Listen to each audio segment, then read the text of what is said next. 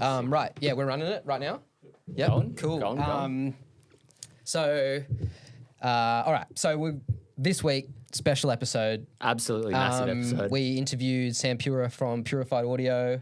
We're going to play you the interview. Yep. Yeah, right? Announce the sponsors before we get into it. Dude, one day I'll remember this shit. I want to say thank you to Tommirock and Musos Corner.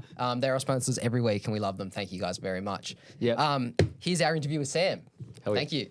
It's a nightmare for everyone. There we go. Now I'm back. Look at us, dude. We're fucking best fucking friends. Now I can smoke weed and fucking hang out. Nothing fucking happens. This guy. Yeah, dude. Rip it, man. Rip it. No, I'm actually fucking in best friend mode here. It's like Monday. Is it the end of your day or what's going on in there today? No, so today is kind of like the beginning of my day. It's kind of like been a long day, but I went to that Ringo Starr show last night, which was next to my cabin in Arnold, California.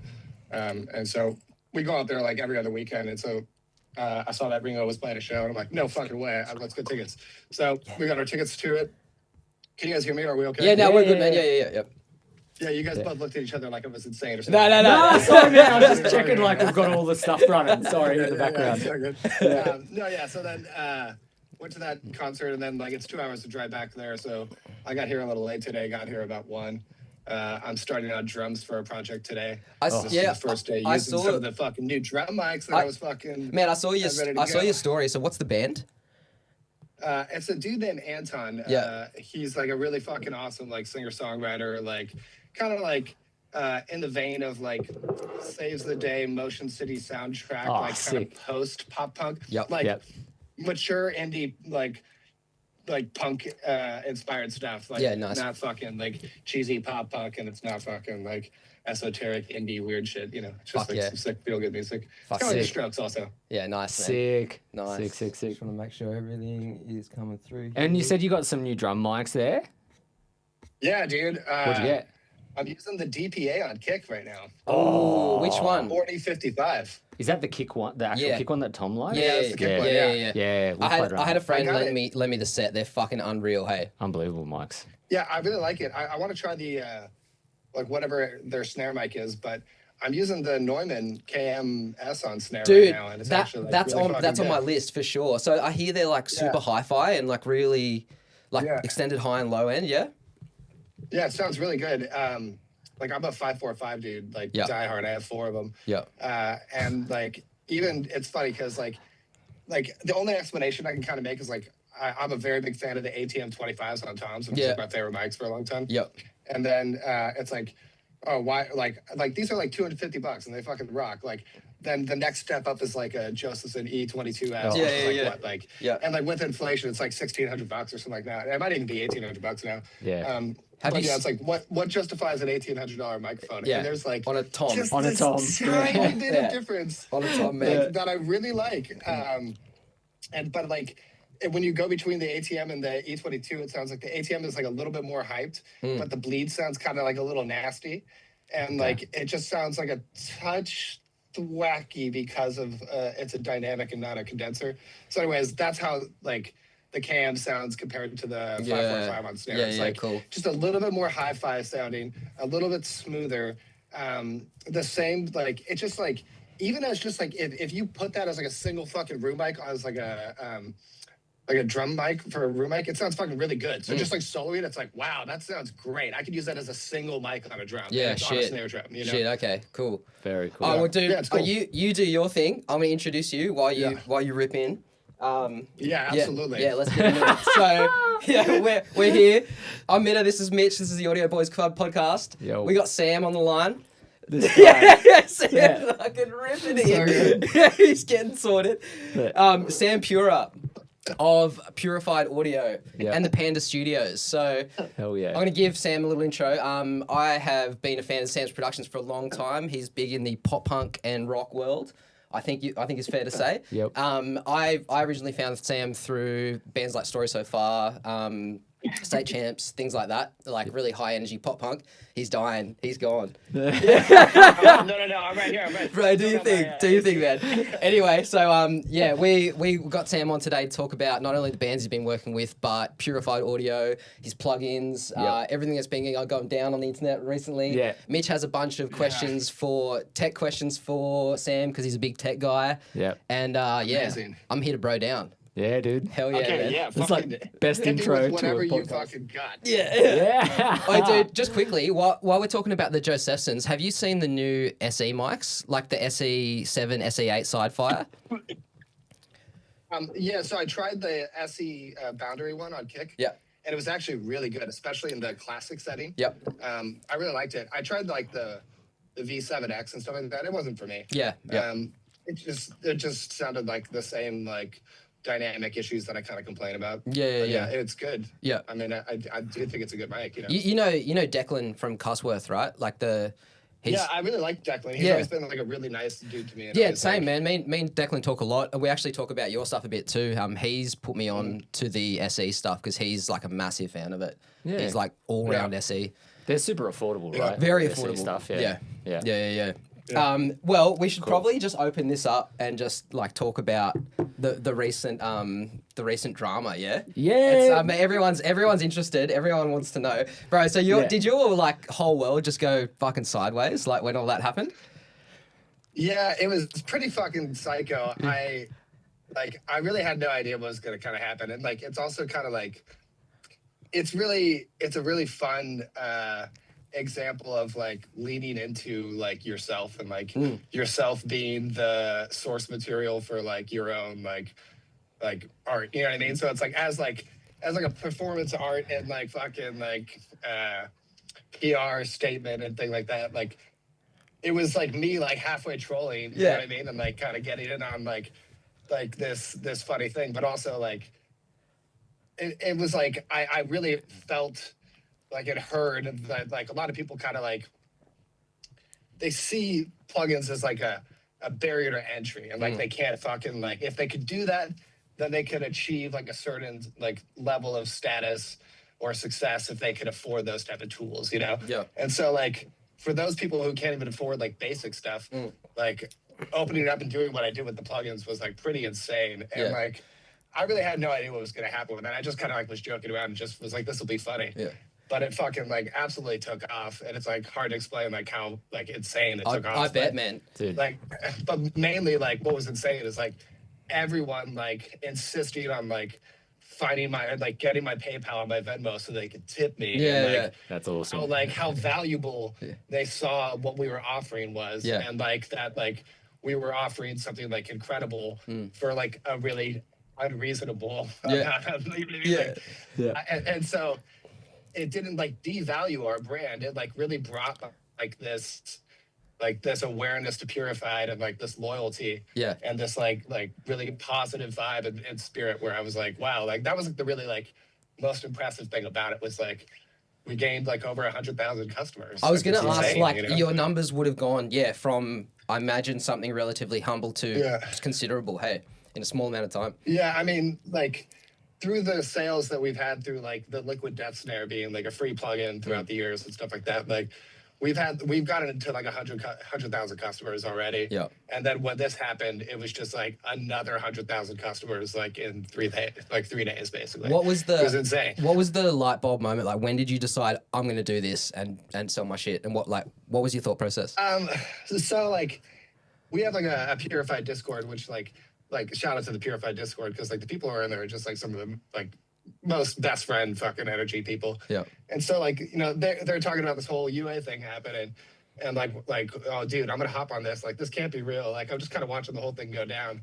And like I'm not even really participating in it, but I'm just kind of monitoring it. And so then like we're like memes are floating around and we're all like joking about it. And like I was like, dude, that's like the Netflix series like Trainwreck or whatever, you know what I mean? Like we're just like making funny jokes about it. And then I was like, it'd be funny if I just like posted this with a discount code, like fuck you AD at Guitar Center. It was like, fuck it. Like you want something for 99% off? Like I'll give you this for 99% off. Yeah. And like, it was funny. Cause like when I posted it, one of the guys in the Discord, like he took that like that like Grandpa Donald Duck fucking like swimming in the money. And was like, Sam, this is about to be you. And in that moment, I was like, dude, like you're so fucking stupid. Yeah. I would have to sell like 10,000, like so to even, fucking like, stupid. like like anything, like, and then it was like overnight, like 10,000, 20,000 orders. You know what I mean? It's Sick. like it was beyond what I thought. I thought I was gonna maybe get like 200 orders or something like that. Whatever. Man, it turned into news. Hey, like, I was going through my TikTok and then people would be like, it'd be like breaking news, fucking this plugin. I'm like, who's died? Like, what the fuck is this, man? Yeah, that's so sick, dude. It's funny because like there's a lot of tech like homies that I have out here that like work in the Bay Area and stuff, and so they use Slack, and they're talking about how like they have like discount like channels on their Slack that's like Amazon and like Temu fucking deals and stuff like that, and then people were like, hey. I know some of you are audio engineers in here. Like, did any of you see this deal? And they're like, no fucking way. That's my fucking homie Sam. He's like my fucking neighbor. I know what he does, but I know that this is his company. This is crazy. Like, so it was funny. Like when I was walking my son to school, like my neighbor was just like, dude, like I was like in group chats where people were like sending me a shit. We're like, dude, you should hop on this. This is like a really good deal. Like apparently it's only for 24 hours. You know? So.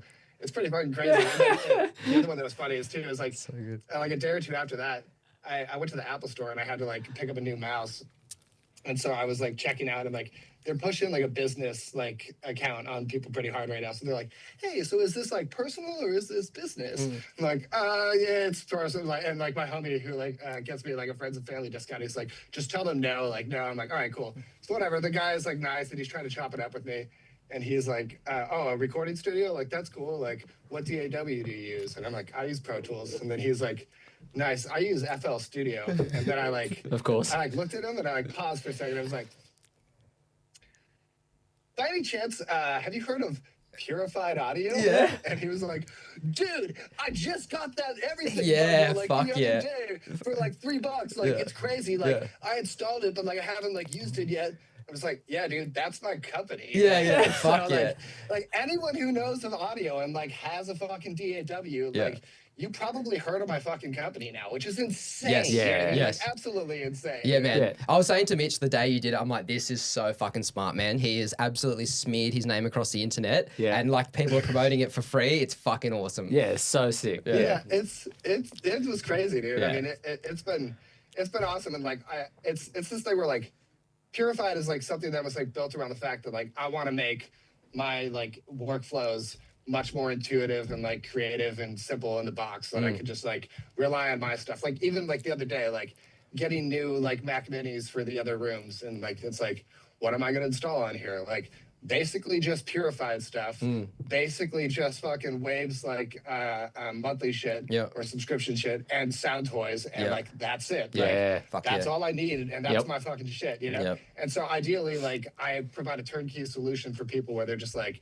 I have a brand new computer, what do I need to install? Your DAW and like Purified shit, and you'll be pretty fucking stoked. That's the idea, you know? And like and have it be like a really turnkey solution that like really makes people like feel creative and like feel musical, as opposed to like being fucking tweaker engineer shit. Like if you're into that, go use FabFilter. That's what that shit's for. So like I'm really excited about like what we do at Purified, but like also like I get so busy making production and like doing stuff with my like family and like making the studio. So it's like really I got like 3 businesses here that it's like there's the Panda Studios, there's Sam Pura's production, and then there's Purified, you know? And so really like I'm really trying to like make all that just kind of come together and really be this thing where like all we fucking do here is just Panda, Purified.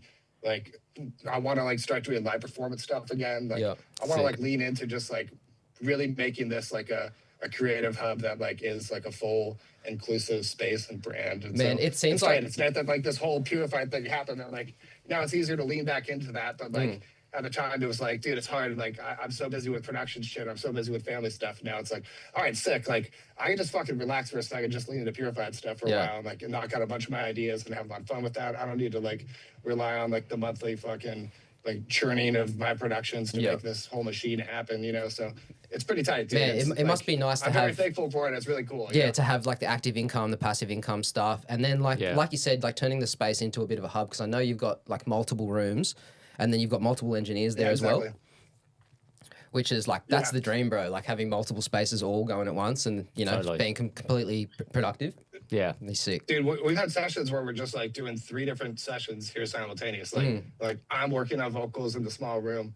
Like someone is in here doing drums for another project, and like a total different producer and freelancer, and like so good. Then Teresa's like next door, like working on a total different record. Like it's fucking awesome, dude. It's like it's a really like turnkey solution that like really just like.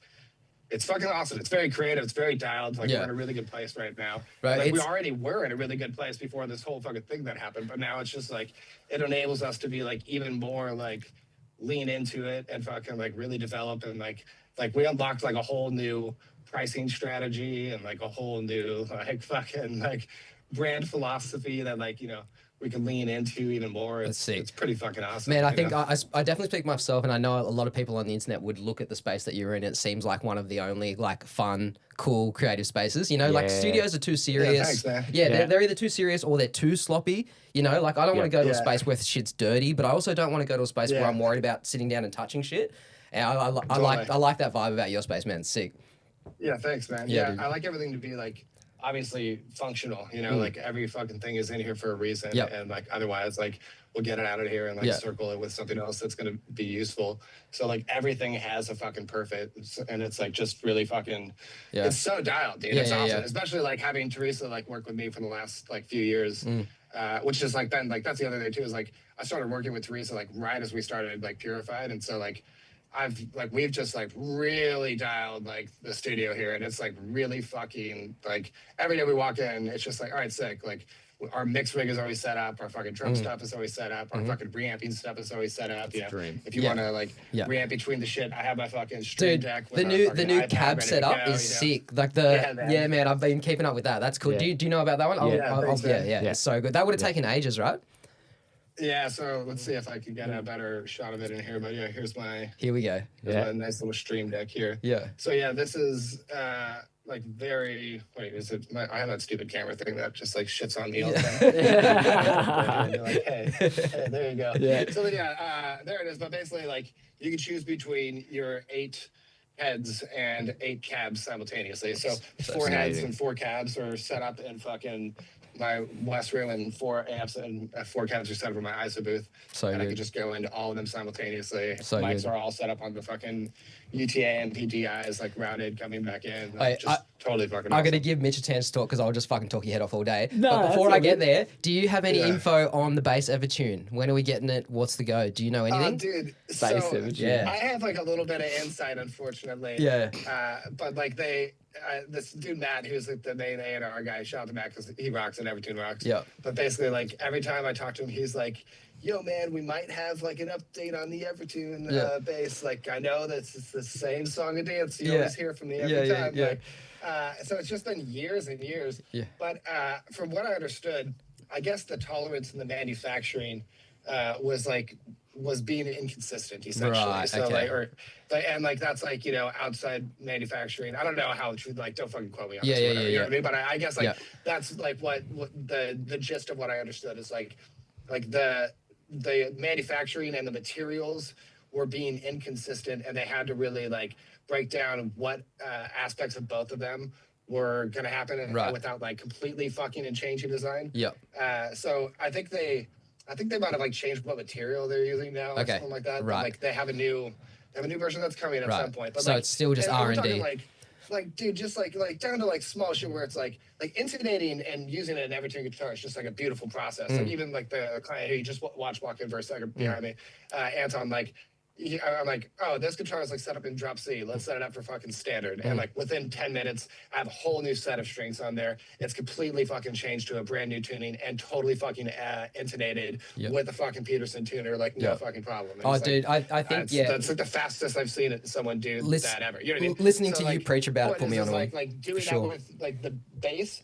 I think the intonation and like that was just like being inconsistent. Like you would get it set, and then all of a sudden, like after some playthroughs, like it would give somewhere, and they couldn't really track down what was exactly fucking happening, but it was enough for them to be concerned and like start being psycho about it. Okay. So because they're just like, we have to have this be 100% perfect. Yeah, totally. In order for us to make this as a product, you know. So I get it. Yeah, no, fair. But yeah, the one that I tried rocked. It fucking felt good. It sounded fucking good. It was in tune. It was fucking sick. Man, we want it. Unfortunately, it was on a jazz bass, and I fucking hate jazz bass. No deal. I won't fault him for that. Yeah, okay. Sick. Well, Mitch, have you got something to ask Sam? Oh yeah, a few questions. Yeah, go on then. Yeah, hit me with everything. Yeah. Dude, panda rooms. Can you tell us about panda rooms and how you designed that plugin? Because it's one of the nicest room sounding plugins I've used.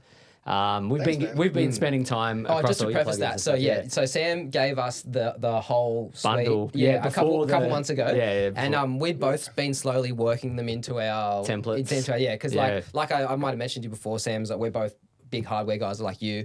So you know, working plugins into your setup can be hard sometimes. But I both found like heaps good uses for them, and you've been liking the panda rooms. I was liking. Both the compressors are sick, the EQ is sick. But Panda Rooms is like a really exciting one for me. It's taken place on my drum rooms and stuff like that. For the Panda Rooms, you captured a bunch of IRs. Yeah, so you IR'd your own rooms in the studio there? Yeah, so that was really fucking complicated. And it sucked because like that was kind of one of those ones where it's like you build a process and then you're like, great, let's do a streamlined process. We're gonna set up like this, like basically I did like a test thing where I'm just like, great, let me grab like a Dyne audio speaker and just fucking like set up some things and shoot some IRs. The way this actually kind of came about was I was using I really like that company Kilohertz. They make really great plugins and like a lot of great free stuff. And one of them that isn't a free plugin but is a great plugin is called Deconvolver. And it's really fucking tight because you can basically like put in any waveform and use that as a fucking impulse response. And so it's like pretty, and I was like, wait, fuck, no way. I can just like quickly fucking like make a wave file and then put this in here and like give this a shot and like try that.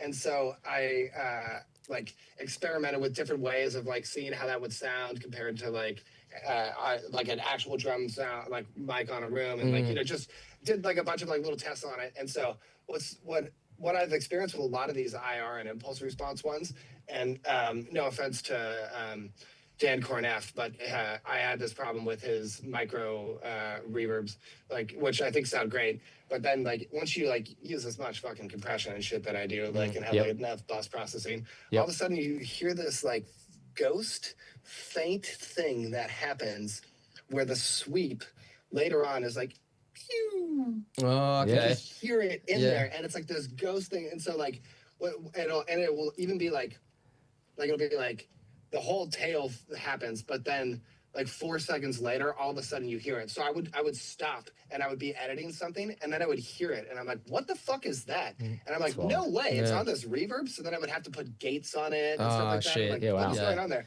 So then that's kind of what got me into like checking out how to do my own impulses. And so then I would have that issue on some of the impulses that I would do, and other ones I wouldn't at all. And so I really had to like go through and test every single fucking one and like test each room and try different, like you basically have to be like, for like I do like my live room, I'm like, all right, sick. So I'm doing like a 1 second sweep time, and then it's like it rings, and then I'm like, all right, well let's try like a fucking 1 minute sweep time, and like it like rings so bad, you know what I mean? So it's like, all right, let's try like a 1 millisecond like blip, and then it like, you know, so basically I just like went through the whole process and like went insane, made amazing impulses with all the fucking shit, like had them measured the exact same from the speaker every single time. Got like a bigger speaker. I was like going out of a 10-inch like full range like KRK one. And like just made that whole thing, gave all those files to my developer, and was like, this is fucking what I want to do. And he like shot me the first like beta of it, and it was awesome. And then it's like, yo, can we put like some tone control on here, and like maybe like some fucking filters on here, and then like getting the beta team involved. They're like, yo, can you put like pre-delay stuff on here? And, like, can you do like links? And it's like, it's starting to get a lot more complicated than like I initially even like imagined it. But it was like fucking awesome because other people were having like way more like success with it in other ways that I hadn't even thought of. So like for me, like it's like pretty easy like for me to just like load up my presets and like have it be like West room and whatever room and go through those and just like choose my mix amount and be like, that sounds pretty fucking sick to me, especially on like some like dry like thing that I got from someone where it's like, oh, this is a guitar by itself at the moment. Like it's this mono guitar fucking stem, and like it's right before the vocal comes in. So let me just play with the Panda Room's reverb and like, oh wow, it's sick. It's sick like in the ISO booth or like in the hallway, it's tight. And like, let me just like, I really like having access to like my room like density and like depth, and it's right. It literally is there. You know what I mean? Like you can find it. Literally is exactly. It has a very distinct shape to me. Like listening to the tail of that room. It's very very distinct. I don't get it from any other because I use Abbey Road sometimes. Valhalla Room, that sort of thing. But if I want shit to sound real, and like you said, if I'm given some like stale mono source that I want to feel stereo. Panda Rooms is fucking banging. The widening on it's hectic. I love that. It's so usable that's and like quick. Like widening. I'm like, what are you doing? Like I wouldn't even have suggested like that fucking control being in there. Like it's funny, like my developer Ed, who's like, just an amazing human being. Lots of times like he'll like show me a mock-up and I'm like, what is that control? Like that's not what I want on there. Like I don't like, I'm just like, oh let it go. And then when it comes to me, it's like, wow, that's actually like one of the coolest controls on there. Like I see why he did that, So it's funny, like that's like the width one is like one where like I've done shit to like exaggerate shit on that all the time. Like, that wasn't even my fucking idea. I would have never thought of that. It's a really creative thing to have in a reverb. I love it. Like, and it's so usable that way. And just that it does all of them, and it's just like bang, done. See you later. Like, and I like that about. It's also like the other like funny thing too about it too is like a lot of the stuff that we've kind of done. Is all kind of just like a marketing of like stuff that we think is cool, and like to do the Panda Rooms and like have it be like this whole like there's like 100,000 people with that fucking plugin on their computer that says the Panda Room. It's amazing. It's my studio. So cool, dude. It's wild, bro. It's so cool. And that's the one and the only one plugin that Serban has purchased from. Holy shit! Yeah. So it's like I bet it came in a session or something like that. They were like, "What's this? Like, we need to fucking we need to like get this so we can recall whatever is on this chain of some session that he got." Hectic. That's so good. Oh, I just had a quick thought. I was wondering why isn't there a transient designer in the pack? In which pack? Or just in general? Yeah, like because to me, like when I think of transient designers, I think of you. Yeah. So what's that about? No, we have talked about it before. To be honest, I don't like. I have 8 of them, so I personally don't have an issue like accessing transient designing stuff in the like in my scenario when I do, and like I use them all the fucking time.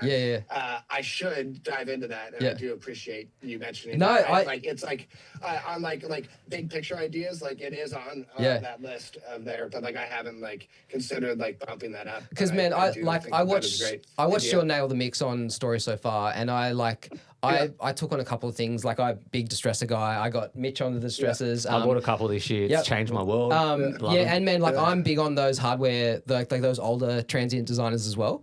Do you ever use transient design plugins? And if so, which ones do you use? So I don't really use it because they make it sound kind of fucking pointy. They sound weird. Way. They sound weird. They don't like it. Doesn't kind of like dull out and beautify the transient. It's funny like. There's a few pieces of gear in the world that when you use it and you like hear it happen, you're like, oh my god, that's literally that sound. And the first time I got transient designers, like everything sounded like Brendan O'Brien records. Like, oh my god, that's that sound. Like, crank that that literally is that sound. Like, it's incredible. And then you learn that he used it as like a parallel drum bass for a period. It's like no fucking way. Man, I do the parallel drum bass thing too with those things, like crank them all the way, like one way or the other. You showed me that. That's sick. Incredible. When I worked with Tommirock, he used one as a parallel, just cranked on the sustain one. And then he just had sustain. Parallel one, which was just the transient one.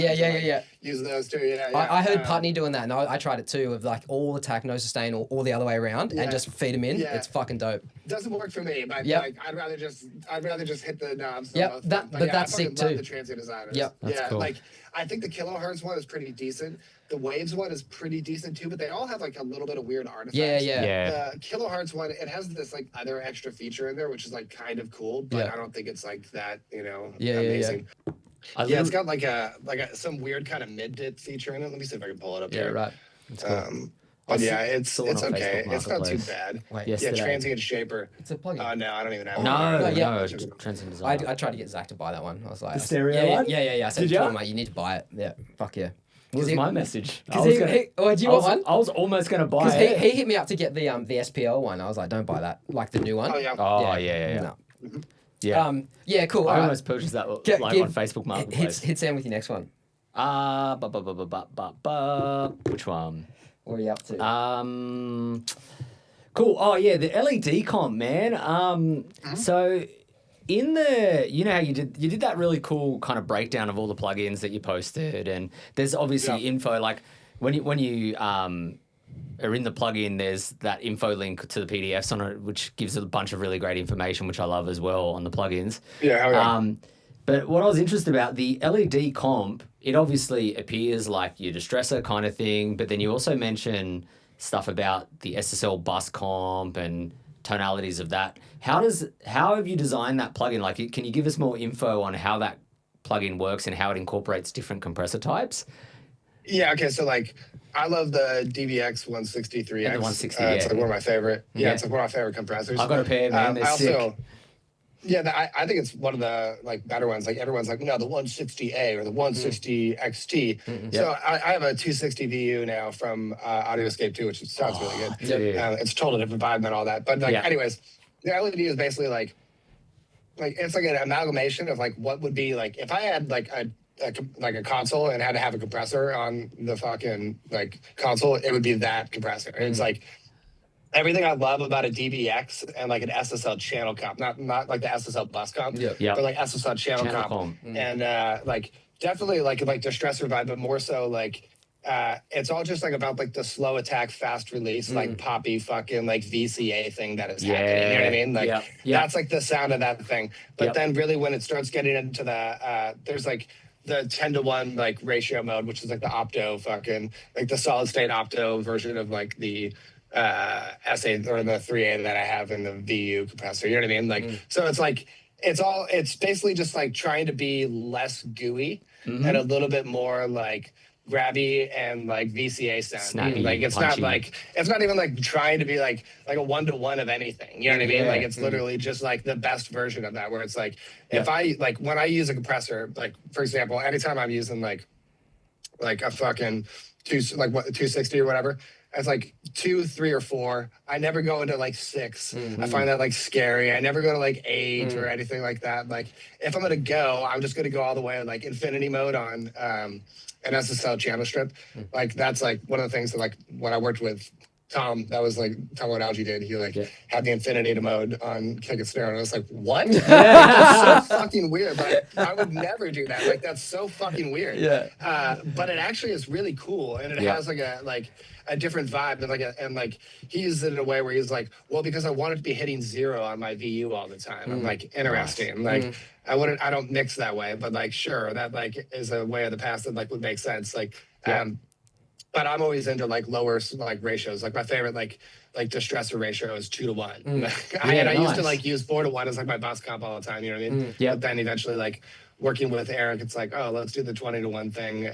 Like after he did it, like it has a cool sound too. You know what I mean? But then everyone also like loves the nuke mode and blah blah blah. So like it's basically like the 38-to-1 mode is like the infinity of a SSL and like the nuke and the 20-to-1, like all of that, but like I think even better. You know what I mean? Like more like in the box, like less cloudy, like more powerful. So like that same type of thing. It's just like think of it just as like your favorite SSL channel comp. That if you had a console and it could have like the vibe of a 160, a distressor, and an SSL channel comp, like that's what you have. You know what I mean? And then if you're like sick, I want to use like the GUI, like fucking like FET stuff that's outboard, like that's what the VU comp is. Yeah. And the pairing of those two gives you so much flexibility, I think, too, because I'm using both those plugins like on my template now. They've got so much character and so much usability. Like I'm basically hitting all my hardware, bouncing out stuff, like printing all that sort of stuff, and then just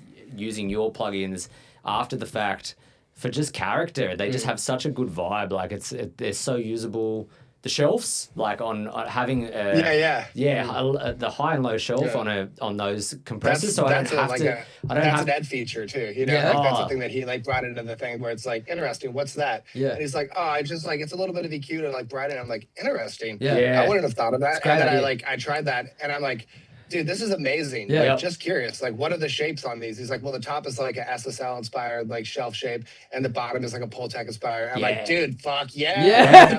Fuck yeah. It's like, can we make that pre and post? Yeah. As opposed to just like, is it currently post? Well, can we do a pre version too? Like, amazing. Like, so then like, it just unlocks like these other tweakabilities where like it's not even like if you want to tweak, it's there. Yeah. But like even just as it is, like as a basic fucking like tonal global thing, like it's fucking awesome. Yeah. You know, you can do some really like easy restoring within one window right there. Yeah. Well, that's it's and then like it's like sick. We should just do like a VCA styled version of this. Like, well, what would I do of that? Well, I love all these styles of VCAs. Like, this is like, what if I put all that into this fucking thing and it was just like inspired by that vibe? You know?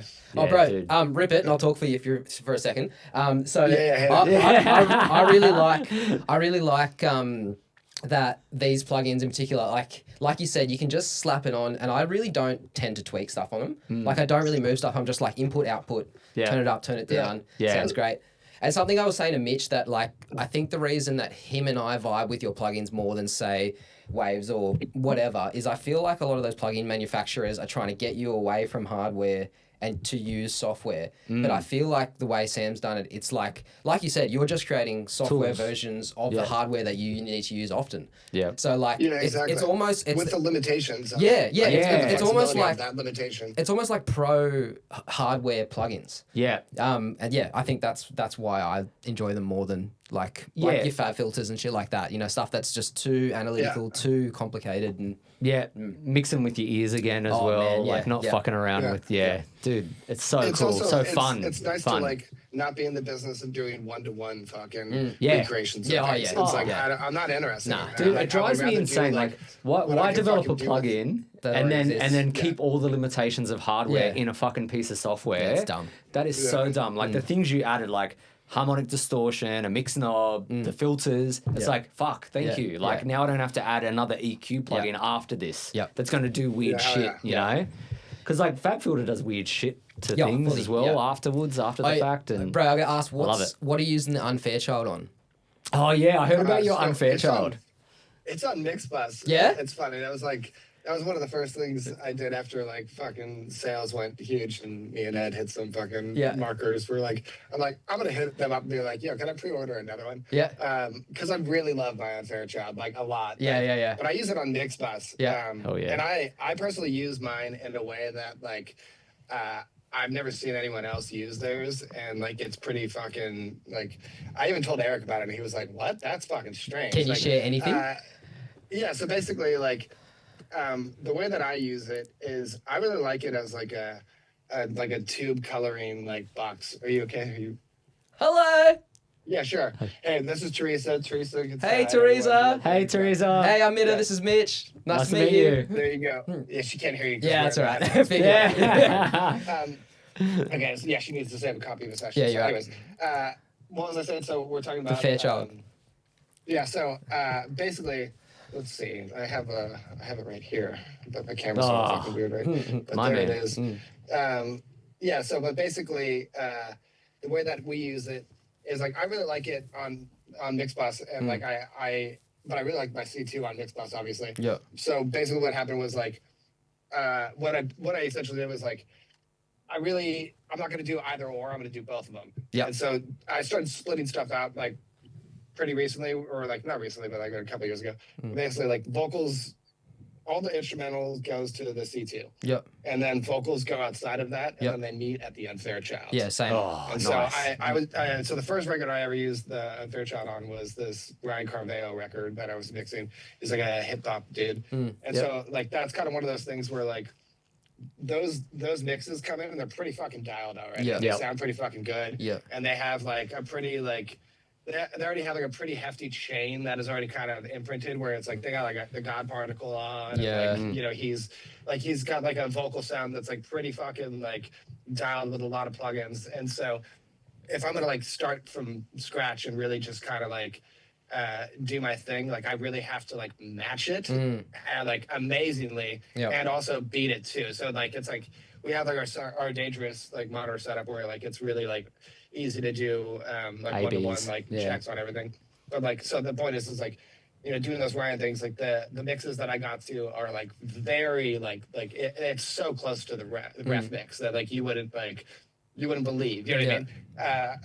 And it's going through all different hardware and all different shit, you know what I mean? So then basically like if I'm gonna put the unfair shot on this, it has to get like this like 1% gain that is gonna be amazing without like imparting some weird new fucking like aspects of it. You know what I mean? Yep. So the point is like what I do is I go into it and I have the input cranked all the way and I have the threshold cranked all the way, which like for anyone that doesn't understand, that just means no resistance. It's just it going in, and everything else is just they're just attenuators. That's it.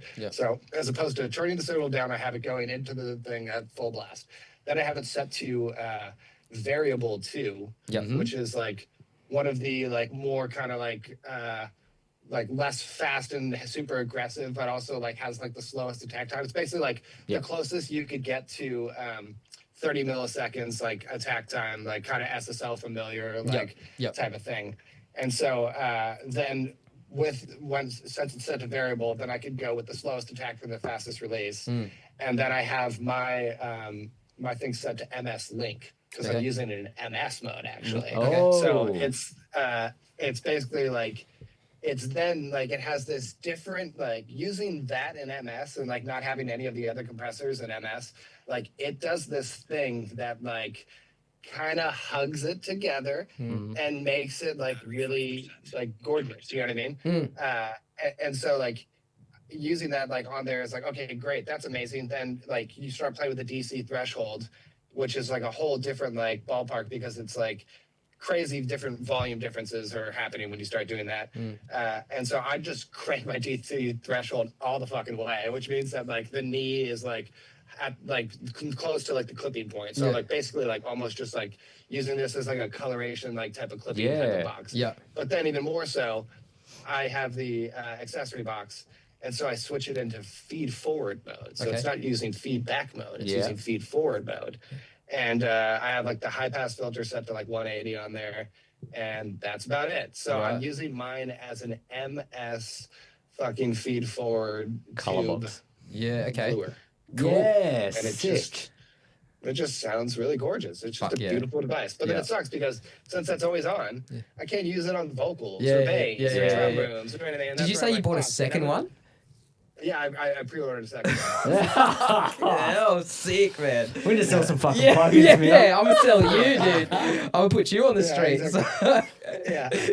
That's sick, man. Man. Okay, so what I'd about... be so chewed up before we had any fair trials money, bro. What about Mix Bus EQ? No, I find that to be too like complicated. It's too unrecallable. Okay. I'd rather use it in the box. Yep. Cool. I'm feeling that lately, especially when you're doing tiny little dial moves on the EQ. Yeah, nice. Yeah. That's cool. Mitta was telling me that you do DIY stuff. So my other channel is built all around DIY. What DIY stuff have you built? He was saying you've built a bunch of gear. What haven't you built, Like really? everything. Yeah. What haven't I built? My LA3As, my fucking 1176s, my fucking Lolos, my fucking Cappies. Because Cappies, Sam's got tons of hairball, and he's hairball my stuff. fucking, heaps of his own hairball. EMI TG compressor. That thing looks sick, dude. What do you use that on? Yeah, some mics. Dude, I used to use that on drum bus. It's a little fucking, it leans a little heavy. A bit gnarly? It's like a little inconsistent. Yeah, okay. Yeah, it's really good though. I only use it in one setting, so I'm gonna move it and move my compacts next to me instead, because I'd rather fuck with my compacts more that I don't use enough. But I love the EMI, but like, dude, worst fucking DIY build I've ever done. Oh my god, it was like the worst kit and like just like such a hassle. I had to like, it took me forever, and I was like, I would have rather just bought a fucking TG, and then later on that like Audioscape D comp came out. And Yeah, what's your I'm favorite? sure that sounds great too. What's your favorite piece of DIY then? Like, what have you built that's your favorite piece of gear? I mean, dude, those 251 mics are like really incredible. They sound absolutely insane. Which ones did you build? This is the new stuff that you just done, hey? Yeah, This is the mic parts stuff. The Yeah, I mic had parts one, and then I was 251. like- I've built some stuff for Matt before. Yeah, Matt's a really good guy. Oh, dude, legend. Yeah, so Yeah. you got a pair of those, and you said they might find a way to overheads, but you'd be doing vocals and that sort of thing. Yeah, I tried it on overheads. I still just like the RN17's best. Yeah. But yeah, so RN17's I there had on my a- list too. Yeah, so I got another pair of them. So I have 3 of them. So then we have one in each control room. Yeah. And then I also I have a undertone audio and PEQ in every Yes. room and Yep. a hairball reverb Yep. in every room Nice. for So a vocal change. so is that ready to go. 251, Yeah, that's become nice. your main vocal mic. That or SM7. Yeah. That's fine. Hell yeah. Just you walk in here and use those mics and Yeah. you'll sound incredible. So the mic parts 251. Yeah. Yep. Dude, that's huge. Have a very look at good. those later on. Yeah, I've been eyeing those off since he had them like years ago. Do you have you worked with him phenomenal. before? Matt? Yeah, you've worked. Yeah, no, you do always. stuff all the time. Yeah, that's yeah, right. Yep. yeah. So yeah. Have you ever tried his Yeah, he's snare cool mic? Yeah, I actually have one of them. Yeah. I lent it to my buddy Mark Lewis to check out for a while. Yeah. It's good. It does clip sometimes, to be honest. Yeah. But it is good. Like, the same for him. He was like, it's good. It does clip sometimes. I mean, it sounds, to be honest, I don't really like a KM84 or anything. I've never liked them on snare. They That's always fair. sound like too thuddy and kind of weird. Yeah. It's very like dark. You think that they're going to be like all bright and crisp and Yeah. really fast, but they It's like so sound flat and like dark, thuddy yeah. and kind of, it's kind of strange. So it does that, but like a lot better. Yeah. It does sound really nice. But like, I'm a 545 guy, and then Yeah, now fair. I'm doing this cam trying thing, which is pretty fucking KMS or whatever. Yeah. But yeah, so I'll look into that. Okay, yeah, yes. it is good though. I highly recommend it. Yeah, Yeah. fuck yeah, dude. Those 545s, are they very different from like the Unidyne? You know Well, it is a I Unidyne, don't yeah. really understand the difference on it, but yeah, like I have these gold 545s. Yeah. Fucking, Yeah. they just rock. I've got the Unidyne 3. Yeah. They're killer, like better than the 57. But yeah, I haven't seen those 455s come up in Australia yet. Yeah, they have like those 2 shell connectors, and you got to use the adapter. And it's kind Yeah. of fucking weird. Yeah. Crazy. Yeah. Have you got what else you got? What else we got? For Sam? Do you have anything non-audio related? that you wanted to ask? Yeah, but we're down this rabbit hole. now. I enjoy it. Yeah. We did that. Oh, Sam, actually, I Yeah. do want to ask you. So I've noticed that like lately you put up a couple mixes. I was listening to your 100th mixes, fucking sick, by the way. Thanks, man. And then you put Thanks, up man. a couple other mixes after that you said you were heaps happy with, which I like. There's a bunch of reasons I love that. I think people are too proud to admit that they're happy with their work. I love it. Yeah. I love seeing someone like you or whoever being like, I just finished this. It's fucking sick. I'm so happy with myself. I just find that viewpoint really refreshing, dude. And I try and take that shit on myself too. It's great. But Yeah, what I was it's going to ask you is, has something changed recently for you to be pulling out these mixes that you're super happy with? Like, have you changed your process, or have you found something that you've been able to tweak and get there quicker, better? You know, has something happened? Yeah, I mean, like we have I have a very crazy hardware setup now, like with the Unfairchild and the C2 and the API and the 33609 and the Fatso and I have a bunch of shit, and it's like really easy to kind of like. It's really easy to like get raw tracks and like sit with all that and like play with VCAs for a little while and like ride into all of it and like play 1-to-1 with the fucking ref mix and be like, I'm in a pretty good place. Now let's just sit here and like play channel work for a long time.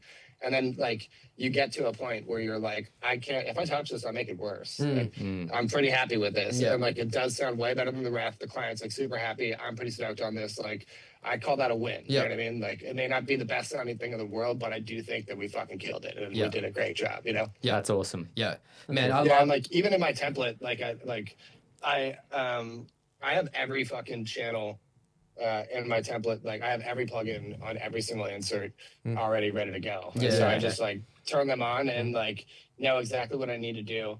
And like sometimes like I'm swapping some shit, but like I have a pretty fucking like I know my tools. I know like what my limitations are and like what in the box I can achieve and what is like an outside of the box thing that like needs to happen. Yeah. And like I just really try to like I'm really stoked on our mix setup, and also like it's fucking awesome like working with Teresa on it too, and just being like, I think it sounds pretty good. What do you think? And then she sits down for a minute and like tweaks a couple things, and it's like, what'd you do? And she's like, I just turn up the fucking bottom snare more. I'm like, that's tight. Bro, That sounds yeah, good. it's amazing. Everyone makes me feel stupid about having a bottom snare. And they're like, I hate bottom snare. Yeah. And then I just like have this personal bias where I like turn it down. Then all of a sudden she's someone who has no fucking bias. Yeah, towards yeah, bottom yeah. snare.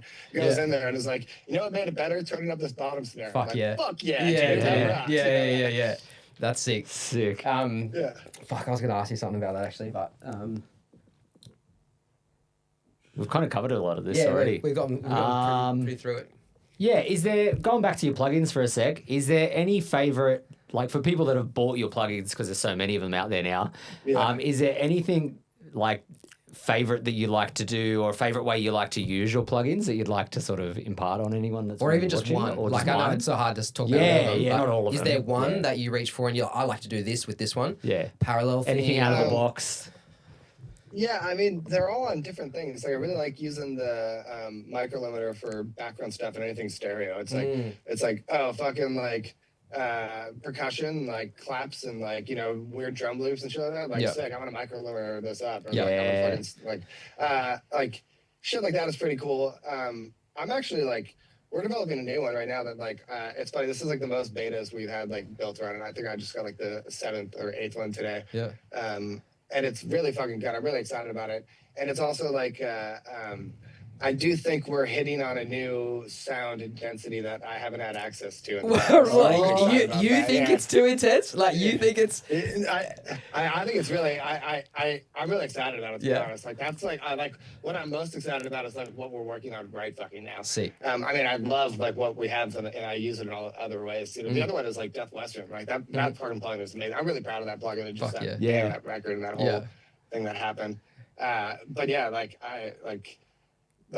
I could go on and on about each plugin. Like they fucking rock, you know, and I use them all the fucking time. Which is the other funny thing too. Is like I'll do like Zoom sessions with people, and then they're like, "Oh, funny, like you actually like use your plugins."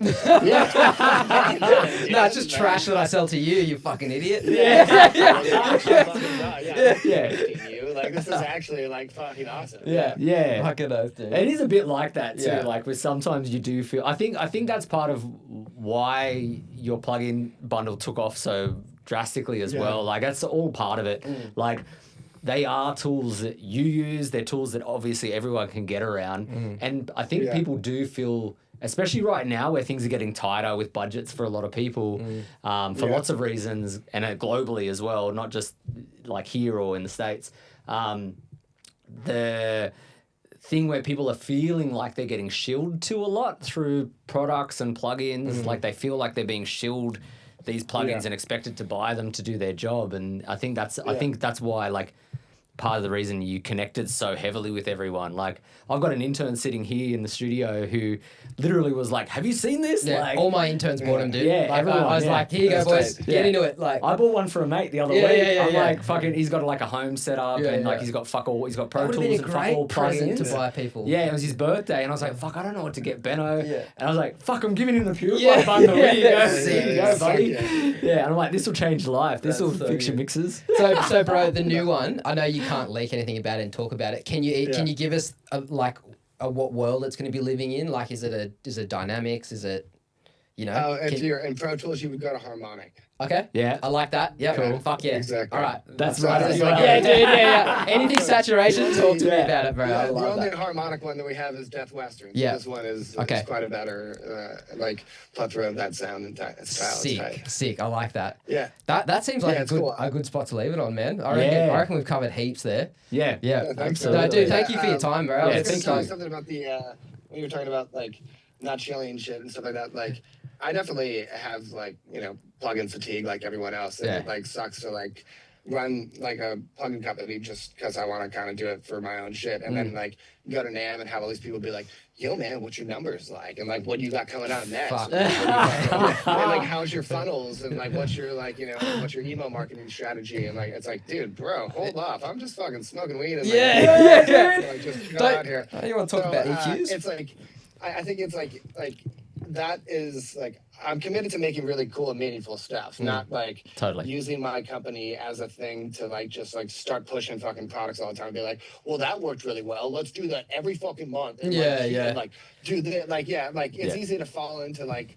thinking that that's like a sustainable thing, but it's really not, and it like really burns out pretty quick, you know. And so like what we put out is like stuff that I'm really proud of that I wanted to put out. Like we didn't rush anything. We didn't fucking like base anything around like any weird timelines other than like me like basing the Spear World around their record, but like that was like a last minute idea that was insane that we had a Hail Mary and did that so well. I mean, dude, the guitar player of that band did a fucking like he did the video for that, and now he's in that band Ghost. Oh, is he? And, like it was like one of those things where they're like, yeah, dude, check out this guy. Like we should get him in the band. That's like, fucking it was, like, sick. Part of his like promo. You know, That's like, so good, dude. I love that I shit. did not know that. That's fucking rad. yeah, pretty crazy. Yeah. But like that's the time of like, you know, like I just wanted to make a really cool plugin for that band, and I love that band, and I love like what we did, and I think it sound. And then like when I got a beta from that, it was just like it sounded incredible, you know. I think that authenticity comes through in the plugins. Like it doesn't feel shilly. It doesn't feel like it's another one of these 1,000 all-in-one bundles. Yeah, I think I think that comes across, man. Yeah, it's so cool. Yeah, I mean, like if I like was trying to make money off of this plugin company, I wouldn't have sold my plugins for $3. Yeah. It has the inverse effect of like making a bunch of money from a plugin company, and it's like, oh wow, maybe this is like what we do now. Maybe this is our strategy. And this is what we lean into. And like other companies like can't do that, and it's not sustainable because like of the amount of expenses and moving parts they have, and like relationships with like partners and shit that they have, and like we're just me and him, and we're just fucking making fucking cool shit that we think sounds fucking good, that isn't even trying to like act like it's a clone of anything, or even trying to fucking like compete in that space. You know what I mean? Like it's great, tight, man. dude. I'm really proud of like what we're doing, and I'm really proud of our brand, and I think it's cool to have like you guys like you enthusiastic about what we're doing and like want to chat about this. Absolutely, bro. You know? Man, like I said, I've been a fan of your work for very long, and I don't see myself stopping, especially with all the like the gear you're putting out and shit. So yeah, we're stoked. Thanks, stoked to be a part of it, man. Thank you very much. Yeah, and thanks so much for taking your time to chat with us. Thank you, dude. And we were talking about I was at NAMM this year doing some stuff for some other companies and that, but we've been talking pretty much about heading back over together and doing some stuff. So are you going to be at NAMM in 2026?